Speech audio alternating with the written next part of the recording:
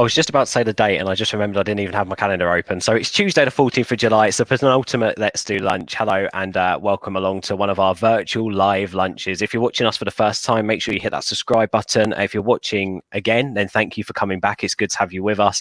And as ever, we're joined by two great guests on the show today.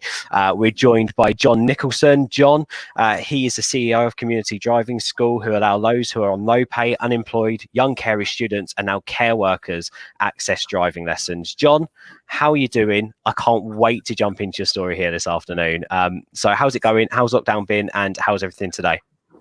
It's been, actually, lockdown's been really good. I've been one of the fortunate ones because being a not-for-profit, I can apply for grant funding.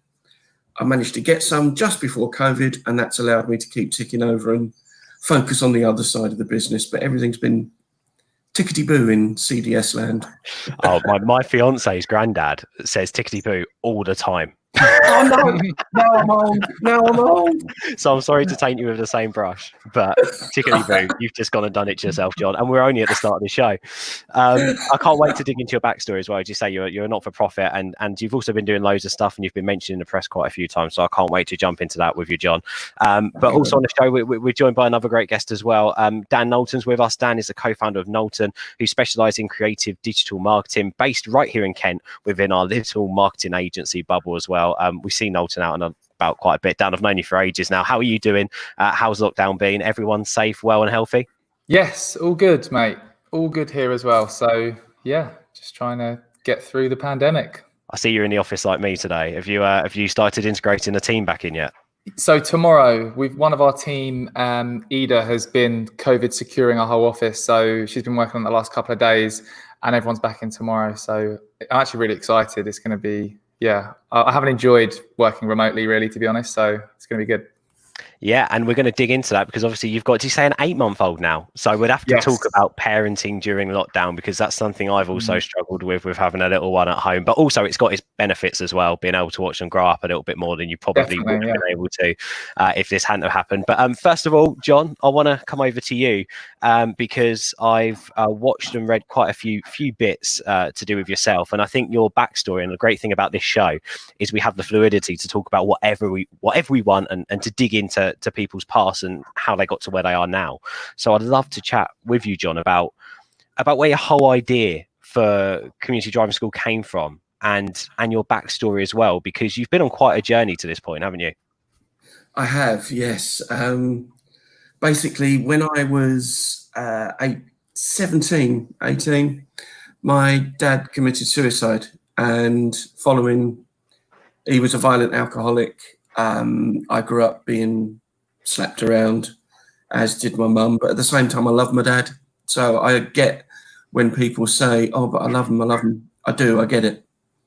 And that set the tone for my life, really. And then in 2014 I tried to take my own life following a very stressful time at work. Problems at home, problems at work, yada yada, couldn't handle life and wanted to end it all. Thankfully it didn't work, and I had an epiphany when I was training to be a driving instructor following leaving my job in the City of London, and I was meeting people who were struggling to afford their driving lessons. So I came up with the idea of, well, if people want to help themselves, how can I help them get access to driving lessons? And thus was born Community Driving School, really. I spoke with a friend of mine, a chap called Dave Smith, and we spent many evenings trying to work out how we can get it to work. I spoke with an accountant, and he said set up as a not-for-profit organisation because nobody does what you do. And it's taken from there. So long story short, I've set up a model which follows the Formula One model, or racing teams, really. They rely on sponsorship and donations. So does Community Driving School. Yeah, and I mean, from the experiences you spoke about there, they're tough life experiences, and they're horrendous. To even think that you had to go through that, learning from it and being able to propel yourself to where you are now, would you say you are able to adapt now? Is all this inspiring for you? Is it an inspiration now for you to get to where you want to be? Yeah, absolutely. Some people have said to me in the past, no, because I wouldn't be the person I am today. I wouldn't be able to do the things I'm doing today. And I can relate to some of the pupils I'm teaching in a way that so many other people can't, because I've been there. I've been to that abyss. The only reason I'm here today is I'd written a note to my wife. I was ready to go. I'd leaned a carving knife onto the kitchen wall, was ready to lean into it. A door slammed upstairs and I fell sideways instead of forwards. And I think, that kind of thing makes you sit back and take stock of everything. I can't remember much of 2014. It's as if it was pretty much a surreal dream that year, because that's when the mental health issues really kicked in. But that I was diagnosed with depression in 2002 following growing up, basically witnessing violence all around me and anger and aggression. What I think is brilliant here, John, is you've achieved your biggest achievement coming out the back of that and doing what you're doing now. It's absolutely phenomenal what you're doing, and the type of people you're working with as well. You must, as you say, be able to relate, be able to build a relationship as well with these vulnerable people, and to be able to teach them something that's going to enhance their life and make their life better, because they've got accessibility to be able to obviously do stuff and take themselves away from any kind of situation. It must be really, really rewarding to be doing what you're doing now. It is. It's quite possibly the most rewarding thing. And in a selfish way, it's therapy for me, because I feel really good when I'm with these people, and you can see their progress in their mental health. They're getting a life skill. I mean, my logo, I don't know if you can see it. Yes. It's my driving school logo being lifted out the flames by a phoenix. It represents me, and it represents the people I'm teaching. I've been teaching victims of sexual abuse, people that have been homeless. One of them, she's a young mum. She was left in hospital after what her partner did to her. She now suffers PTSD, but since getting into the driving, she's come out of her shell a bit, and she's gone into study to be a teaching assistant, and her life is moving forwards. Another pupil who was abused by an uncle when they were 8 years old. They were living homeless in Thanet. They've now got a job and a roof over their head as a result of having access to these driving lessons. I mean, not everyone at the bottom rung of the ladder wants to actually be there. And I think if you're prepared to put a little bit of work in, to earn those lessons, you've got your dignity, your self-respect. You can say, yeah, I have actually earned them. And you'll respect it more when you've actually got it. Yeah, no, definitely. And Dan, I just want to come over to you, because you talk a lot in what you do, and via LinkedIn, you talk a lot about using social media and the way you use social media, especially LinkedIn as a platform. I first heard about John's story through LinkedIn. And for a business owner like John to be able to talk openly and in such detail about what he's gone through and the lessons he's learned, it's really, really inspiring, isn't it, for so many people when they can access content like this on a platform like LinkedIn? Yeah, definitely. And I think especially LinkedIn nowadays, that the way people are using the platform is evolving, and people are feeling more open to sharing their personal stories. Whereas before, LinkedIn used to be somewhere where, you thought it was just kind of a CV and you had to be very corporate. Now it's great to see how the platform's evolved, to hear stories, like John's on there. So yeah, really good. Yeah, incredible. And talking about LinkedIn as a platform, Dan, the pandemic and the way that it hit us has forced a lot of people to start utilizing it, and it's forced a lot of people to start talking about things that are going on within the community as well. And again, one of the articles that popped up, and John, I'm going to come and talk to you about it in a minute, is the fact that John was offering driving lessons to care workers now as well. So it also gives you the chance, doesn't it, to be able to give back to your community and to be recognized for it as well. Yeah, definitely. Yeah, it's a wicked platform, and the amount of kind of organic reach and engagement you can generate on there compared to other platforms really makes it a huge opportunity for people like John and myself to be going on there and creating content. And yeah, all good. And pushing it out to people, finding people. Yeah. And John, as I said, you found me through LinkedIn, which was amazing. I'm so happy to be able to meet you and read your story. And one of the things that did happen during the pandemic is you opened up who you offer your driving lessons to through your business to care workers as well. So how has that been? How's it gone down? And what's the uptake been like? It's been really, really good because I do a lot of online networking, or now it's online, but I do a lot of networking, and I know Caremark Thanet in particular, and I knew that they were struggling for staff. And in 1 week, they were down 42 people, and they go into the homes of the vulnerable and elderly in their community, and they were relying on walkers, what they call walkers, who to go out at all times of the day and night and basically be the lifeline that these people need. And it made me think, well, how can I give a little something back? So I've offered a short period of free driving lessons to care workers at Caremark Thanet. I've just been to one this morning, actually, and Claire's getting on really, really well. And she said she feels more confident in herself, not just learning to drive. It's her confidence in her everyday life has improved. It's a fantastic achievement as well. I remember when I passed my driving test. Dan, do you drive? Yeah. Dan, when you pass your driving test, it's like it's one of the best feelings. You know, when you just get a rush of like excitement. I was just remembering back to when I passed. It's the best feeling ever. So yeah, it's such a good thing that John's doing to support these people. And failing's the worst feeling ever, because it's not just a fail, it's like £100 out the bank account. You're like, for goodness sake, I've got to pay that again. But John, I do want to chat about one thing though, because I think it's really interesting. Obviously, I've been hearing you doing a lot of work during the pandemic, and obviously Dan has, and we can relate this conversation to Knowlton as well, Dan, in a second. But how have you been able to get in a car and teach people how to drive during this pandemic, John? Did you have to put the brakes on, so to speak? Oh my God, that's brilliant. Why did I? Did you have to put the brakes on at one point, or have you managed to keep speeding through it? I'm good at this. I'm really good at this. Can I continue this? You're very good at steering the conversation. We've got another one. What's this all about? Right, anyway, let's change gear and slot back into what we were talking about. John. Oh goodness me! Wow. I'm waiting for my invite onto the Knowlton podcast now, coming out with antidotes like that's in the bin, mate. Just ruined my chances. John, how have you been able to get back in the car, and what's that process been like? Well, at the start of pandemic, all lessons and tests were literally door slammed shut, which makes sense. And then the DVLA released advice that we could give lessons to critical workers who had a test booked.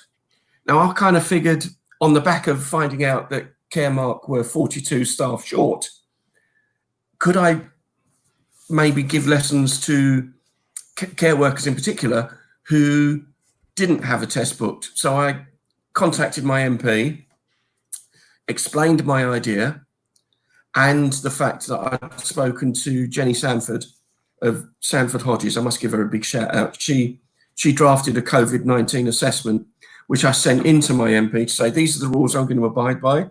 This is how I'm going to protect myself and my pupil. Can I do these for free? Because it doesn't really comply with the advice. He spoke to the Secretary of State for Transport, got a response and said, yes, you can. So we went out. Okay, brilliant, John. Sorry, I lost you on the end there. So when did you manage to get back in the car? When was that date actually that you managed to get back in? Oh God, I need a memory here. A few weeks ago, I'd say.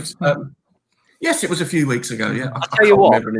On the test I failed, I wish that the person who was doing my test had the memory like you, because I went a wrong way instead of that way, and if I had forgotten which way that I was meant to go, I would have probably passed the test. So, I mean, you can only hope. Dan, I mean, it's relating to what we were just talking about there with John. It's a strange time for digital agencies at the moment, isn't it? And I know you guys heavily involve yourself in the creation of content too for clients. I mean. What has that been like during lockdown? How have you had to change the way you do things, especially when it comes to creating content for campaigns? Yeah, so we've been impacted in a number of ways. Firstly, when it was proper lockdown, we couldn't get out and produce any content for clients. So a number of the campaigns we were running, the video shoots were postponed. So that was one way they were impacted. Another way is we got a bit more creative with producing content. So for example, for one of the big Father's Day campaigns we were running for a big electronics brand, we did plan to do this big shoot, build a whole set out and create this big production for one of the pieces of video content for the campaign. However, obviously COVID hit and that was impossible. So we changed the strategy up to actually produce a whole load more user-generated content. So we sent the product out to lots of people to try and test and sent them guidance to record themselves unboxing, reviewing the product. So, and that worked well because we didn't have to have any contact with them at all. We could send them the instructions, send them the product, and ensure they had the right sort of camera. And then, and yeah, we got them to shoot the content themselves, and it worked really, really well. The campaign actually performed better than any other campaign we've run for them. So yeah, it's just about changing things up. But now we're out doing shoots again and wearing all PPE and using longer lenses on cameras to ensure we're having enough kind of social distance and things. So it's changed a lot, but we've managed to make it work somehow. Yeah, and how important has it been? Like, because obviously you and Lloyd obviously run the company together, you're brothers. How important has it been, like having that great relationship that we know you two have with each other to be able to adapt and quickly make decisions whilst all this is going on? Yeah, I think it's because we've both got such opposite skills. It's really, really helped because the pressure hasn't just been on one of us. You know, when the pandemic struck and it looked like things were kind of going to get quieter, it's a lot of pressure for one person to deal with. So being able to spread that and also spread our skills to focus on what we're good at. So for me, it's driving more business and getting the work booked in. For him, it's sort of managing the team and project managing the projects we're running. So yeah, it's worked really well being able to sort of have those different set of skills and sharing the sort of pressure, I guess. I know you mentioned there as well about like a slight change you've made during lockdown to a client project, so to speak. But since we've been going back and you've been able to have the opportunity to go out and film stuff and start creating content for different campaigns, do you feel like the content you're creating now for clients is different to them what it might have been before? For instance, are you getting a lot more? Are you having to do a lot more content around the actual subject of COVID? Yeah, so interesting you asked that. We actually just produced a video for Locating Kent, which was promoting how manufacturers can change the working environment to ensure their employees are safe. So we shot a video in a manufacturer called Silent Gliss and Wall, the Clipper brand, in their factories, basically communicating and showing, look, this is how a company who's doing a really good job of changing the work environment to make it safe is working. So yeah, we've actually shot content literally about being safe during COVID, but also on another kind of sense, other campaigns for other brands, it's just being more conscious of things like, when there's a social distance rule in place, we don't really want to be creating content where everyone's being really close. And it's kind of, I saw a couple of big campaigns from big brands that were launched during COVID that were obviously shot pre-COVID, and it's people being close and touching and things. And I guess it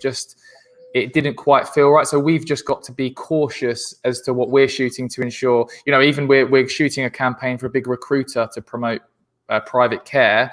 And within that, we've been in talks in the kind of strategic meetings, should we be having people wearing masks in the video and things, so there's a lot of extra thought that needs to go into content production to make sure you're not kind of off the mark with what you're producing, definitely. It's the little details, isn't it? The little details are now quite important. And also I think it's really, really interesting because I don't know what you think about this, but watching the television adverts where actually there's like handheld shot video, which is so different because you've got companies doing it that would usually invest hundreds of thousands into these campaigns, and all of a sudden they're using user-generated content, but it's actually really nice to see. Yeah. I mean, that's exactly what we've done with one of the big campaigns I was speaking about, getting normal people to use products and produce the content themselves. And something we found works really well is with the right guidance, even a non-video expert can produce a good user generated video. And you kind of don't want it to be absolutely perfect, because then it's the whole, it looks real, it looks raw, it looks, I hate to say it, authentic. I hate that buzzword, but yeah. I mean, it's one of those, isn't it? It's like the authenticity of a video, or however you want to dress it up. I think people do love a little bit of rawness, don't they? Rawness, it goes a long way. And like us, I'm sat in the office now, like I've not got a green screen up. I'm sat here, we're having a chat, we're having a conversation. Would you say relatable is probably the right buzzword to use? Potentially, maybe. I don't know. It depends what you listen to. I think there needs to be a combination though. Like we're really excited to be getting back on and doing and booking in proper big productions, because obviously in a safe environment. But yeah, from our perspective, the campaigns we've run, the best results come when you've got a combination of raw user generated content and the high production content. So yeah, I'm excited for us to start producing that again, for sure. And quickly, just because John's put a question similar there, I know that you love, like myself, you like using Twitter, although it's a completely different place to what it was 2 years ago. But still, it's you love using Twitter. You work a lot within Facebook as well, and different social media channels. And obviously, whenever it comes to LinkedIn, I've got to be honest. I think I spoke to you about this, Dan, actually. Whenever I use LinkedIn and someone asks me, well, do you have any advice on LinkedIn? I send them straight to the piece that you put up on the Knowlton website, because I just think it covers every single base on when it comes to making sure that you have got the foundations of your LinkedIn profile set up properly to potentially achieve the results you're looking for, so to speak, from a personal profile. So when it comes to LinkedIn, it comes to people using it, and it comes to people wanting now to use digital more. Have you got any, just off the cuff tips for them, how they can make it work, how they can find the best social media platform for them? Yeah, so definitely read that guide I wrote, because I spent days writing like that 7,000 plus word guide, whatever it is. It's on our website. I will put the link somewhere. I can't remember what it is now. But it really comes down to three things. So your strategy needs to be revolved around, one, optimizing your profile for search. So you're using the right keywords in the right places to be found what you want to be found for, and also optimizing your profile for conversion. So where there's visual, like your header, your profile image, anything that can help make you look good, you need to optimize that so that people actually get in touch with you. So that's one element. The second element is your content strategy. So producing a variety of content that attracts, convinces, and converts your customers, not just content that talks about how great your products are, because no one cares about that. Content that educates, entertains, inspires. And then the third part is an engagement strategy. One of the best ways to drive traffic to your profile and to get people engaging with your content is to proactively add meaningful comments to other people's content. And they're the three kind of pillars that I talk about in that guide. And in the guide, I share, like you've seen, Ben, step-by-step instructions for how to implement the different tactics that I've shared under that. Yeah, it is really, really good. It's a fantastic guide, and it's great. It's a great way just to make sure that you're hitting the right buttons when it comes to your LinkedIn profile, because they are really important steps and ways to move forward. And also along with that, we've had Ralph on recently, Ralph Mayer, who Dan, and we also had Dan Kent Smith, who also used to work for LinkedIn and has contributed with a couple of videos on our channel as well about how to then also take that to the next level. So things like getting someone else to choose your profile picture for you is a fantastic tip. Like, it's brilliant, because then you haven't got the pressure on yourself to go, oh, I look great in that photo. So it's always good to have these little opinions. John, talking about strategy, I think it's quite interesting, because where you've got a non-profit, and obviously when it comes to content for a non-profit and for a charity as well, so to speak, you can really talk about success stories, and you can really have a look at pushing out there what you do and who you do it for. For instance, you had some great press behind the fact that you were doing these driving lessons for care workers. Does that ever come in your mind whenever you think about where you're taking the business next? Do you think about PR and press? Yeah, I do. My background is sales and marketing. I understand, particularly, as I say, I understand how social media has grown in influence more than mainstream media. And the one thing that has brought me to this stage, how I think you and I engaged, Ben, was those videos that I've just been releasing on LinkedIn. Now, I don't know if I'm using the right word content. I'm using it how I would actually phrase it. But I have had quite a lot of activity on the back of some of them. But I'd be interested to know what guys like you and Dan think of the content I've been using on LinkedIn, because to someone of my generation, when I was pushing sales and marketing, there wasn't the emphasis on social media. We were very much old school.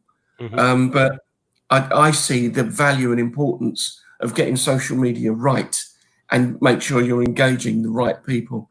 And for me, it's played a huge part in getting CDS out there. We're doing a bit of a podcast soon about the road to, so to speak, growth of the company, and we're talking about a lot of these things in the podcast and what we're looking to do internally to help us scale and to help us grow. And I think it's really interesting that, talking about press, John, I personally think that press and PR have never been closer to SEO with the way that things are working at the moment. And if you can get a great strategy to merge the two, then you're onto a winner, especially with the way that the blooming Google algorithm's working at the moment. So I think that it's really, really nice how actually press and PR, although it's always been, so to speak, a communication strategy, it's more becoming a digital strategy as well, which is also quite exciting because it's. I've got a question on that. Do you, and again, we are rubbish at PR. We don't do anything proactive. I think once, about a couple of years ago, I wrote to the local paper and got in the paper. But do you guys do anything, like you mentioned, John? You've been mentioned in the press and things. Do you do anything proactive to get mentioned in the press and things like that, or is it sort of a reactive? You're doing great stuff, John, and the press picks that up and then talks about it, or are you reaching out to journalists and things? I'd be interested to know from you guys if you're doing anything. Go on, John, if I can take that, yeah, I actually do reach out to some journalists and people in particularly local media, because I've been on Radio Kent several times. I've been on TV a couple of times, and hopefully those people are still around. But I know that my MP has got a background in media as well, so I use him to push forward and push through to get the people that make the decisions. But I do wonder at the value of particularly printed media now in this digital age. I mean, I know the TV item was seen by a lot of people, but I'm just wondering if that is as valuable as what you guys are putting together in terms of social media profile. I feel, in my opinion, social media is more important than mainstream television media. Yeah, I think it's really interesting. Obviously, we done Your Local Delivery, and that was sort of the first sort of whole, so to speak. Well, it wasn't even a PR project, to be honest. What we wanted to do is with Your Local Delivery, because we made sure that it wasn't going to become a marketing collateral for us. It wasn't going to become a marketing strategy for us. It was there to help businesses. What we wanted to do is widen that landscape of businesses that could come on board and use it. And what we done in that, and what I found quite helpful actually, Dan, was all the networking. You know what I'm like. I'm a networkaholic. That I had done, because it meant that we could stick some welly behind the actual whole thing. So not only was it a PR piece in itself, but then as soon as like Canterbury Bid and the council and everyone started to endorse it, and we got that within the press release which we sent, all of a sudden we were so lucky to get Westgate to come on board and start them really working on a PR and press strategy. And it's not really until we saw how they work and how they deliver and the deliverables within that we've sort of looked at it and gone, like there's potential scope in taking this a little bit more seriously as a business. So I think it's interesting. I think it's always nice to be able to manage stuff like that in house, but also like us, Dan, and what we sat down and had the conversation about internally was, well, we expect people like business owners like John and other business owners out there to come to us as digital marketing agencies because we've got that expertise and we've got that area of expertise. So what instead of them doing it in-house and spending money on not getting results, we want them to come to companies like ours to come and actually get results because they've got specialists taking on the work, right? So why aren't we sort of looking at the specialists within press and PR to make sure that they can do it for us as well? So I think it's that whole same sort of thing as using them to the best of their abilities as much as clients do for us too. You also you know, you can't kick yourself too much because you can't do everything. Like I think there was one thing on what you said, John, about is social media better than PR and that kind of thing. I think there's one thing that isn't taken into account, which is the credibility factor when you're in mainstream media. So yes, you may not be reaching as many people, it's not as targeted, etc. But if you're in the local newspaper, on Kent radio, you know, subconsciously people are thinking, wow, John's credible, because the media wouldn't get you on there if you weren't. Do you know what I mean? So I feel like there is that credibility factor, which has another kind of positive impact. I don't know what you guys think. Yeah, no, I do agree with that, and I think again, like, you know, it's a massive conversation this, because also people do, like John said there, print media, is it dying? Well, you know, it's actually more important than ever right now. It's just, and as you say, Dan, it's about that respectability there too, and if you can get on online media as well, it's a backlink, again, feeds into your SEO strategy, which is really powerful from respective websites. On this, a question's just come in my head for you, Dan, actually. How have you, because we're talking about credibility, you do a lot of speaking, how has it been not standing on a stage for a little while? Yeah, my speaking career's fallen off the edge of a cliff. No, so it's platform, take it. Yeah, no, so to be honest, so a few events that I was booked in to speak at went virtual, and I'm doing a virtual version. Others just cancelled altogether, and yeah, I just think because we're in such a strange time, there's no confidence in live events at the moment, because who knows how they're going to work. There's been no, other than virtual events, no one is, from my perspective, you know, the leads coming through people wanting to pay you to speak at an event have just dropped off, because the events don't even know if they can run. So it's, yeah, doing some virtual events, but that kind of arm of our business has really just stopped pretty much. Yeah, same. We had a few bits booked in, which have obviously just disappeared. John, how about you? You've done a few virtual events recently. How have you found those? Yeah, they've been fine. I mean, public speaking is something I'm not afraid of, and I enjoy doing. Whether people like listening is another matter. But I did a talk with the Kent Law Society that was really, really good. I really enjoyed it.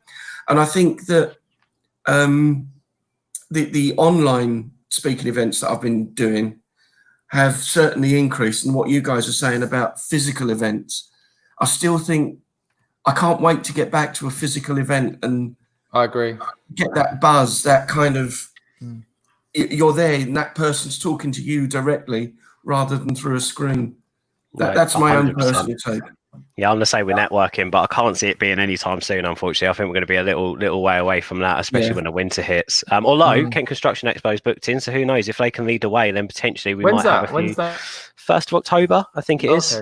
Cool. So, but potentially we just have to wait and see. I mean, we've hit 30 minutes, guys, so I don't want to hold you up for too much longer. John, first of all, where can people go and find more out about the Community Driving School and find you also on LinkedIn to check out some of your bits and pieces? Yeah, LinkedIn, Facebook, Twitter, Instagram, although I'm not very active on Instagram. Or they can go to my website, www.thecds.org.uk. And by all means, drop us a line at kentoffice.org.uk if you want to get involved. Brilliant, John. Thank you for that. And you're doing amazing things at the moment. So please keep it up. You're doing incredibly. And Dan, what about yourself, mate? Where can people find you? Where can people find out more about Knowlton? Our website, knowltonmarketing.co.uk, or just across any social media, my name or Lloyd's name, Lloyd Knowlton. How's Boyd, by the way? Is Boyd all right? He's good. He was in the office somewhere, but he's not here. I think he's run away. So. Oh, well, send my love to him. I miss Boyd.